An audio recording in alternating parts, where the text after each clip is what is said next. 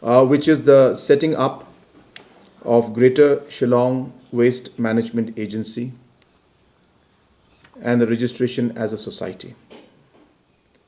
As you are aware that Shillong is growing and urbanization is taking place at a very rapid pace.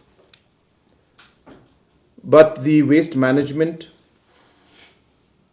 and the overall collection of waste is being done by different agencies in different parts because of jurisdictions that are there in terms of the institutions that are present, and each institution having a jurisdiction of their own.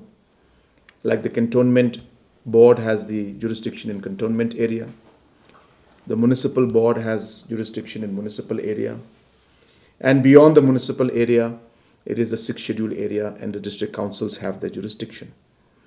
And hence, there has always been a lack in coordination and sometimes inefficiency, which has led to the management of waste not being at the level that one would desire. And hence, there was a strong need for a creation of a Greater Shillong Waste Management Agency. This has been done, of course, after consultation with close to about 100 localities in the Greater Shillong area, which is about 100 plus 190 square kilometers, if I'm not wrong. And all these discussions have taken place with different localities, and more or less, the Greater Shillong planning area is covering 288 kilometers, 288.5 square kilometers. So it's a large area, and as I said, different agencies have different jurisdictions. And as I said, there's a strong need to have some kind of an agency that would be able to coordinate and improve the overall efficiency of the garbage collection and management. And as I said, if you look at the overall size, there is a lot of difference in the collections that is taking place and a huge scope for overall improvement.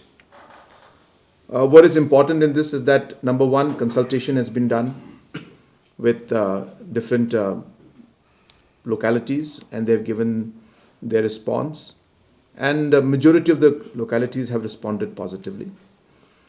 We have also taken comments from district councils, especially Khasi Hills District Council and other departments. They've raised certain queries about how district council will be involved and not involved, and we have clarified to the district councils on that matter. But what is important about this agency is that it is not a mandatory service that you will need to avail. It is an agency that will be created, but the final decision whether to use the services of this agency or not will lie with the respective localities. And as and when the localities desire that this agency provide the services to them, only then will the particular locality be serviced through this particular agency. So it's not mandatory. It is not intruding into any area or any jurisdiction of any other authority.